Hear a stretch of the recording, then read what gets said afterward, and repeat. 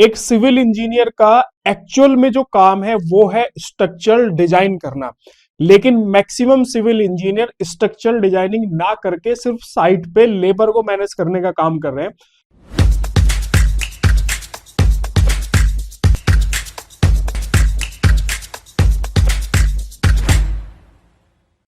Hello everyone, मेरा नाम है अमित कटारिया और आप सभी का स्वागत है सॉलिट्यूड एजुकेशन के यूट्यूब चैनल पे। आज की इस वीडियो के अंदर मैं आपको 2026 के अंदर आप कैसे स्ट्रक्चरल डिजाइनिंग में अपना करियर स्टार्ट कर सकते हैं उसका कंप्लीट रोड मैप मैं आपको देने वाला हूं।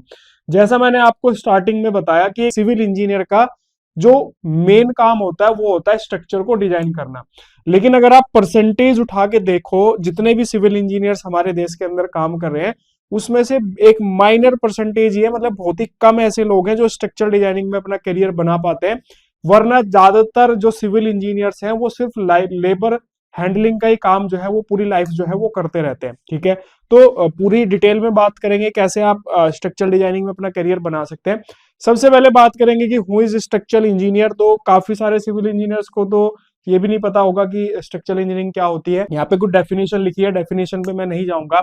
सो बेसिकली क्या होता है कि कोई भी जो स्ट्रक्चर होती है, किसी भी टाइप की आप स्ट्रक्चर ले सकते हो। कोई बिल्डिंग बननी है, कोई डैम बनना है, कोई ब्रिज बनना है, किसी भी टाइप की जो स्ट्रक्चर होती है उस स्ट्रक्चर को एनालिसिस करना और एनालिसिस करने के बाद में उसको डिजाइन करना, ये काम होता है स्ट्रक्चरल इंजीनियर का। एनालिसिस का मतलब क्या होता है कि जितने भी उस पर डिफरेंट डिफरेंट टाइप के लोड्स जो हैं वो लग रहे हैं, उन सारे लोड के अकॉर्डिंग उसमें कितना शियर फोर्स, बेंडिंग मोमेंट, क्या उसमें स्ट्रेस डेवलप हो रही है, इन सब की कैलकुलेशंस करना और उस कैलकुलेशंस के बेसिस पे उसमें क्या मटेरियल हम लोग यूज करेंगे उसकी इंफॉर्मेशन प्रोवाइड कराना, ये एक स्ट्रक्चरल इंजीनियर का काम होता है। आप इसको मोटा मोटी ऐसे भी समझ सकते हो, किसी भी स्ट्रक्चर को सेफ रखने का काम जो करता है वो स्ट्रक्चरल इंजीनियर करता है। तो आपको इसका कॉन्सेप्ट समझ में आ गया होगा। अब इसके बाद में नेक्स्ट आता है कि वेयर टू वर्क की स्ट्रक्चरल इंजीनियर जो है कहाँ कहाँ काम कर सकता है, ये भी काफी इंपॉर्टेंट है।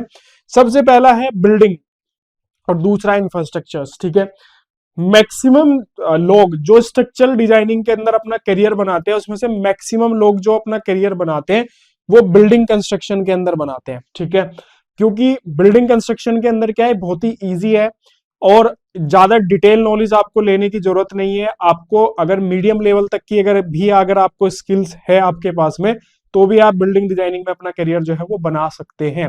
लेकिन इसके बाद नेक्स्ट आता है इंफ्रास्ट्रक्चर। सो मैं पर्सनली आपको रिकमेंड करूंगा कि अगर आप डिजाइनिंग के फील्ड में अपना करियर बनाना चाह रहे हैं या आप स्ट्रक्चरल डिजाइनर बनने का सोच रहे हैं तो इंफ्रास्ट्रक्चर सेक्टर के अंदर ही अपना करियर बनाओ।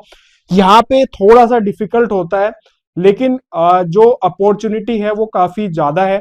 ग्लोबल एमएनसीज कंपनीज के अंदर भी काम करने की अपॉर्चुनिटी आपको भर भर के मिलेगी अगर आप इंफ्रास्ट्रक्चर में अपना करियर बनाते हैं। इंफ्रास्ट्रक्चर के अंदर क्या होता है, आपको ब्रिज डिजाइन करना है, आपको कोई रिवर वगैरह, कैनाल्स वगैरह जो होती हैं, वो डैम वगैरह जो होते हैं, या कोई ऑयल एंड गैस का प्लांट, कोई फैक्ट्री, ये सब इंफ्रास्ट्रक्चर्स के अंदर आते हैं।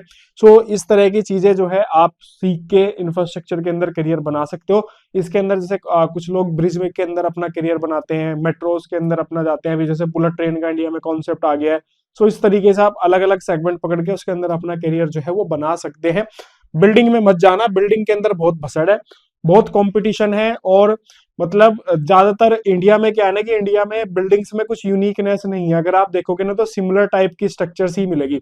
आप नोएडा में निकल जाओ या जहां पे भी मल्टी स्टोरी बिल्डिंग्स बन रही है, आप देखोगे कि ज्यादातर बिल्डिंग्स आपको सिमिलर टाइप की दिखेंगी, तो कुछ अलग नहीं है। मतलब एक आर्किटेक्ट भी आज के टाइम पे ना बिल्डिंग डिजाइन कर लेता है, उसको कॉन्सेप्ट पता है कितना परसेंटेज ऑफ स्टील लेना है, उसके हिसाब से वो डिजाइन करके उसको दे देता है। तो यहाँ पे बहुत ज्यादा कॉम्पिटिशन है, इसमें मत जाना इंफ्रास्ट्रक्चर के अंदर, क्योंकि इंफ्रास्ट्रक्चर के अंदर हर प्रोजेक्ट जो है वो अलग होता है। तो यहाँ पे आपको काफी चीजें जो है सीखने के लिए मिलेगी। अब बात आती है स्किल रिक्वायरमेंट की। सो सबसे पहले स्किल जो होती है वो होती है थ्योरेटिकल। अब थ्योरेटिकल के अंदर क्यों, देखो एक स्ट्रक्चरल इंजीनियर को थ्योरेटिकल नॉलेज जो है वो काफी अच्छे से होनी चाहिए। थ्योरेटिकल नॉलेज के अंदर सबसे पहला तो आता है आईएस कोड, क्योंकि जब भी हम कोई भी डिजाइनिंग करते हैं तो किसी ना किसी आईएस कोड का रेफरेंस लेके हम लोग उसको डिजाइन करते हैं। इंडियन स्टैंडर्ड कोड्स हैं, इंटरनेशनल्स भी हैं। तो कई बार क्या होता है कि मान लो जैसे आप इंफ्रास्ट्रक्चर के प्रोजेक्ट पे आप काम कर रहे हो और कोई ग्लोबल एमएनसी में आप काम कर रहे हो, तो आपको इंटरनेशनल प्रोजेक्ट्स पे भी काम करने का मौका मिलेगा। तो आपको इंडियन कोड के साथ साथ आपको इंटरनेशनल कोड्स की भी इंफॉर्मेशन जो है वो होनी चाहिए। इसके अलावा क्या होता है कि काफी सारे थंब रूल्स वगैरह होते हैं, कई सारे थ्योरेटिकल कॉन्सेप्ट्स होते हैं। जब आप डिजाइनिंग में जाओगे ऑटोमेटिकली आप वहां पे जो है सीखोगे। तो ये सारी की सारी चीजें आपको पता होनी चाहिए। जब आप एमटेक करते हो स्ट्रक्चर्स के अंदर, तो वहां पे भी आपको ये काफी सारे कॉन्सेप्ट जो है वो सिखाए जाते हैं। इसके अलावा जब आप एज ए ट्रेनिंग जाते हो किसी कंपनी के अंदर स्ट्रक्चरल इंजीनियरिंग के अंदर, तो वहां पे भी आपको इस तरह के थ्योरेटिकल कॉन्सेप्ट जो है वो सिखाए जाते हैं। इसके बाद में नेक्स्ट यहाँ पे आता है सॉफ्टवेयर्स। अब देखो ज्यादातर लोग क्या सोचते हैं ना कि मुझे सॉफ्टवेयर मैंने सीख लिया तो मैं स्ट्रक्चरल इंजीनियर बन गया। नहीं, सॉफ्टवेयर सीखना स्ट्रक्चरल इंजीनियरिंग नहीं है। और एक हकीकत आपको मैं बता दूं, ज्यादातर जो मार्केट के अंदर सॉफ्टवेयर सिखा रहे हैं खासकर स्ट्रक्चरल डिजाइनिंग से रिलेटेड, उसमें से मैक्सिमम लोग स्ट्रक्चरल डिजाइनिंग के सॉफ्टवेयर सिखा रहे हैं जिनको, जो खुद स्ट्रक्चरल इंजीनियर है ही नहीं। इवन मतलब आपको ऐसे ट्रेनर भी मिल जाएंगे जो खुद सिविल इंजीनियर ही नहीं है, लेकिन वो आपको स्टैड प्रो, ई टैब जैसे सॉफ्टवेयर आपको सिखा रहे हैं। तो बेसिकली मैं आपको ये कहने का पर्पज मेरा ये है कि सॉफ्टवेयर सीखना स्ट्रक्चरल डिजाइनिंग नहीं है। सॉफ्टवेयर जो है उसका एक पार्ट है, ठीक है। लेकिन अगर आप ये सोचो कि मैंने स्टैड प्रो सीख लिया तो बस मुझे, अब मैं स्ट्रक्चरल इंजीनियर बन गया, वो आप बिल्कुल गलत फहमी के अंदर हो। सॉफ्टवेयर सीख के आप स्ट्रक्चरल इंजीनियर नहीं बन सकते हैं। अब सॉफ्टवेयर के अंदर भी अलग अलग चीजें हैं। अलग अलग चीजें क्या है, मतलब कि हर एक कैटेगरी के हिसाब से अलग सॉफ्टवेयर है। मान लीजिए आपको बिल्डिंग के अंदर अपना करियर बनाना है, तो बिल्डिंग के लिए कुछ अलग स्पेसिफिक टाइप के सॉफ्टवेयर हैं। अगर आपको ब्रिज डिजाइनिंग में जाना है तो आपको ब्रिज से रिलेटेड सॉफ्टवेयर सीखने पड़ेंगे। आपको हाईवे डिजाइनिंग में जाना है तो हाईवे से रिलेटेड सॉफ्टवेयर सीखने पड़ेंगे। अगर आपको कोई स्टील डिजाइनिंग के, जैसे ऑयल एंड गैस प्लांट्स वगैरह जो बनते हैं, उस फील्ड में अगर आपको जाना है तो वहां पे अलग टाइप के सॉफ्टवेयर यूज होते हैं। तो हर एक टाइप की स्ट्रक्चर्स के लिए आपको कैनाल वगैरह, ब्रिज, डैम वगैरह डिजाइनिंग करना है तो वहां पे अलग टाइप के। तो आपको पहले डिसाइड करना पड़ेगा कि आपको एक्चुअल में जाना कहाँ है। उसके बाद फिर उससे रिलेटेड सॉफ्टवेयर जो है वो आपको सीखने पड़ेंगे, तब जाके आप अपना करियर जो है वो आगे बढ़ा सकते हैं। कुछ लोग यहाँ पे काफी कंफ्यूज रहते हैं। वो सोचते हैं कि मैं सब कुछ कर लूंगा, मैं जो है बिल्डिंग डिजाइनिंग में भी करियर बना लूंगा, मैं ब्रिज डिजाइनिंग भी कर लूंगा, मैं जो है हाईवे डिजाइनिंग भी कर लूंगा। तो ऐसा नहीं हो सकता है। आपको किसी एक पर्टिकुलर डोमेन को पकड़ के ही काम करना पड़ेगा। क्योंकि बच्चे मेरे पास कॉल करते हैं कि सर स्ट्रक्चरल डिजाइनिंग में करियर बनाना है, तो मैं बोलता हूँ कि किस फील्ड में बनाना है। नहीं, आप सारी इन्फॉर्मेशन दे दीजिए सर, उसके बाद डिसाइड करते हैं। तो एक्चुअल में ऐसा नहीं करना है, आपको किसी एक पर्टिकुलर डोमेन को पकड़ के उसी में काम करना है। तो सॉफ्टवेयर्स मैंने बता दिए कि अलग अलग सॉफ्टवेयर्स, अलग अलग कैटेगरी के हिसाब से अलग अलग सॉफ्टवेयर है, ठीक है। इसके बाद में नेक्स्ट आता है क्वालिफिकेशन रिक्वायरमेंट। तो यहाँ पे देखो क्वालिफिकेशन को लेके भी काफी बड़ा कंफ्यूजन रहता है। और मिनिमम क्वालिफिकेशन जो रिक्वायर्ड होती है वो होती है बीटेक, मिनिमम बीटेक। अब डिप्लोमा वाले बच्चे बिल्कुल भी स्ट्रक्चरल डिजाइनिंग की तरफ मत जाओ। अगर आपने अपग्रेड अगर आप कर रहे हो अपनी क्वालिफिकेशन को, कि मान लो आप अभी कहीं पे किसी स्ट्रक्चरल डिजाइनिंग में या किसी स्ट्रक्चरल इंजीनियर के पास एज ए ड्राफ्टमैन का काम कर रहे हो और आपको इवन डिजाइनिंग आ भी गई है, ठीक है। काफी डिप्लोमा वाले बच्चे ऐसे होते हैं कि जो स्ट्रक्चरल इंजीनियर के पास काम कर रहे होते हैं उनको डिजाइनिंग आ जाती है। लेकिन अगर आपको अपना करियर आगे बढ़ाना है तो आपको अपनी क्वालिफिकेशन को अपग्रेड करना पड़ेगा। आप बीटेक कर सकते हो या फिर एमटेक कर सकते हो। अगर आपको ग्लोबली अपना एक्सपोजर देना है या फिर बड़ी कंपनीज के अंदर अगर आपको काम करना है, तो एमटेक देखो मस्ट है, एमटेक आपको करना ही पड़ेगा, ठीक है। बीटेक के बेसिस पे भी आपको उतनी ग्रोथ नहीं मिलने वाली है।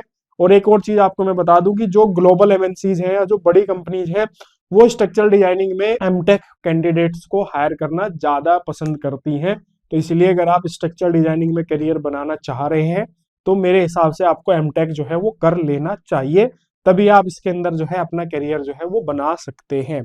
अब इसके बाद नेक्स्ट आता है कि रोड मैप क्या होना चाहिए, कि सर क्या करें। देखो मेरा सबसे पहला मानना ये है कि अगर आप स्ट्रक्चरल डिजाइनिंग में जो है जाना चाह रहे हैं तो कम से कम 1 साल जो है एज ए साइट इंजीनियर कहीं पे काम जरूर करो।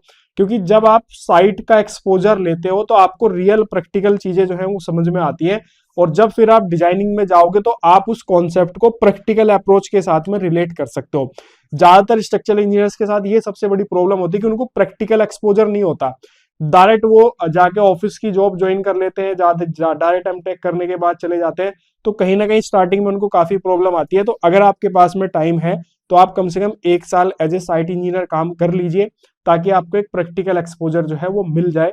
नहीं करना है तो कोई बड़ी बात नहीं है। तो कैसे करना है वो मैं आपको बता देता हूं। अगर आपने एमटेक किया हुआ है, सबसे पहले एमटेक वालों से स्टार्ट करते हैं कि अगर मान लीजिए आपने एमटेक किया हुआ है तो डायरेक्ट आप जो है, अगर आप किसी अच्छे कॉलेज से अगर आपने एमटेक किया है तो आपका डायरेक्ट प्लेसमेंट हो सकता है, क्योंकि जितनी भी जो ग्लोबल एमएनसीज हैं इंडिया में काम करती हैं वो डायरेक्ट एनआईटीज आईआईटीज के कैंडिडेट को डायरेक्ट वही कैंपस प्लेसमेंट के थ्रू जो है वो हायर कर लेती है। इवन एलएनटी भी ऐसे ही करती है। इसके अलावा अगर आपने नहीं किया है, मतलब किसी बड़े कॉलेज से अगर आप नहीं प्लेस हैं हो पाए हैं, तो आप बेसिकली क्या कर सकते हो कि जो छोटे फर्म्स होती हैं या मिड लेवल की जो फर्म्स होती हैं उनमें एज ए इंटर्न आप ट्राई कर सकते हो, या फिर एज ए फ्रेशर्स भी आप वहां पे ज्वाइन कर सकते हैं। ये एक काफी अच्छा तरीका होता है कि आप एज ए फ्रेशर्स आप जो है किसी के साथ जुड़ जाओ, या फिर एज ए इंटर्न आप किसी स्ट्रक्चरल इंजीनियर के साथ में जुड़ जाओ। तब आप जो है चीजें सीख के फिर आगे आपको काफी बड़ा एडवांटेज जो है उसका मिलेगा। इसके अलावा वे कैंडिडेट जो अभी बीटेक किया हुआ है, या फिर वे कैंडिडेट जो किसी साइट पे वर्क कर रहे हैं और वो स्ट्रक्चरल डिजाइनिंग में अपना करियर जो है वो स्विच करना चाहते हैं, तो देखो सबसे पहले तो आपको रिलेटेड स्किल्स सीखना पड़ेगा। मतलब आपको बिल्डिंग में जाना है तो बिल्डिंग से रिलेटेड स्किल्स सीखना पड़ेगा, जो भी सॉफ्टवेयर हैं या बेसिक जो थ्योरेटिकल कॉन्सेप्ट्स हैं। आपको ब्रिज में जाना है तो ब्रिज से रिलेटेड सीखना पड़ेगा। मेट्रो में जाना है तो उससे रिलेटेड, मतलब कहने का पर्पज ये है कि उससे रिलेटेड स्किल्स आपको जो है वो सीखना पड़ेगा। उसके बाद फिर वो ही पाथ जो मैंने आपको बताया अभी कि आप किसी कंपनी को एज ए इंटर्न ज्वाइन करिए, या फिर एज ए फ्रेशर्स आपको जो है वो एंट्री लेना पड़ेगा। जो आपने प्रीवियस काम किया है, मान लो आपने 2 साल 3 साल काम आपने साइट पे काम किया है, वो वहां पे स्ट्रक्चरल डिजाइनिंग में आपको एज ए एक्सपीरियंस आपका काउंट नहीं होएगा। ये चीज आपको दिमाग से निकालनी पड़ेगी, आपको एक फ्रेश स्टार्ट करनी पड़ेगी। बस ये कॉन्सेप्ट आपके जो आपने काम किया है 2-3 साल, वो वहां पे आपको चीजों को समझने में आपकी हेल्प करेगा। वहां से आपको एक प्रैक्टिकल एक्सपोजर के साथ में जब आप उसको रिलेट करोगे, तब आपको जो है आपके कॉन्सेप्ट और आसानी से क्लियर होंगे। लेकिन अगर आप सोचो कि वो मेरा एक्सपीरियंस वहां पे सेम काम आ जाएगा, तो ऐसा बिल्कुल भी नहीं होएगा। तो स्ट्रक्चरल डिजाइनिंग के अंदर जनरली देखो ऐसे ही होता है कि या तो आपकी क्वालिफिकेशन काफी अच्छी है, आप डायरेक्ट प्लेसमेंट आपका किसी अच्छी कंपनी के अंदर हो गया, या फिर आप जो है एज ए इंटर्न अपना करियर स्टार्ट करो। उसके बाद में फिर फ्रेशर्स की भी एंट्री होती है काफी कंपनीज के अंदर, तो एज ए फ्रेशर्स भी आप जा सकते हो। उसके बाद धीरे धीरे आप अपना करियर जो है वो स्टार्ट कर सकते हो। स्ट्रक्चरल डिजाइनिंग के अंदर अगर आप किसी बड़े कॉलेज से नहीं है तो स्टार्टिंग के फेज के अंदर आपको कुछ स्ट्रगल करना पड़ सकता है 2-3 साल। लेकिन जब आपके पास में एक्सपीरियंस और स्किल्स आप गेन कर लोगे तो उसके बाद फिर आपकी लाइफ जो है काफी स्मूथ रहेगी और अच्छे सैलरी पैकेज पे जो है आप आने वाले टाइम के अंदर काम करोगे। बाकी आपको रजिस्ट्रेशन भी अपना कराना पड़ेगा, उसकी एक वीडियो मैंने सेपरेट बनाई हुई है जिसका लिंक मैं वीडियो के डिस्क्रिप्शन में डाल दूंगा। वो आप देख सकते हैं कि कैसे रजिस्टर्ड स्ट्रक्चरल इंजीनियर आप कैसे बन सकते हैं इंडिया के अंदर, तो उससे आपको एक अलग से प्लस एडवांटेज जो है वो आपको मिलेगा। बाकी वीडियो अच्छी लगी हो लाइक करो, शेयर करो, चैनल को सब्सक्राइब करना बिल्कुल भी मत भूलना। कोई डाउट हो, कंफ्यूजन हो, कमेंट सेक्शन में बेझिझक होकर कमेंट करना, या डायरेक्ट मुझसे कॉल करके भी आप बात कर सकते हैं। Okay, thank you.